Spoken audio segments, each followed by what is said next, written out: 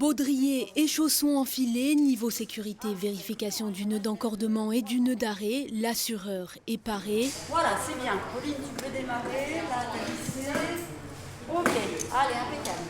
C'est une première pour Pauline, habituée au sport collectif. Le passeport culture lui permet de s'essayer à l'escalade. On n'a pas l'habitude de grimper comme ça, c'est sympa, ça change des autres sports. Pour débuter, il faut utiliser toutes les prises de pied possibles. Les plus aguerris ajoutent de la difficulté en choisissant une seule couleur.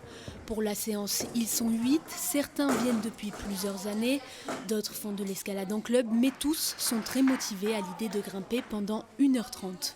Pendant l'été, les clubs ferment. Et du coup, c'est une manière pour moi de pratiquer ma discipline en plus de simplement pendant l'année scolaire. C'est clairement une façon de se perfectionner. On apprend à utiliser son corps intelligemment pour prendre toutes les prises et réussir à grimper sans utiliser toute sa force et son énergie parce que grimper, ça fatigue beaucoup. Une discipline qui demande de nombreuses qualités physiques, force, souplesse, concentration. À tour de rôle, les jeunes grimpent ou assurent et tout départ nécessite contrôle de la monitrice. Il faut faire en sorte qu'ils ne perdent pas trop de temps à faire que de la théorie. Donc moi, je les lâche tout en ayant toujours l'œil sur la manière dont ils assurent, la manière dont ils s'encordent, etc. J'ai l'œil partout.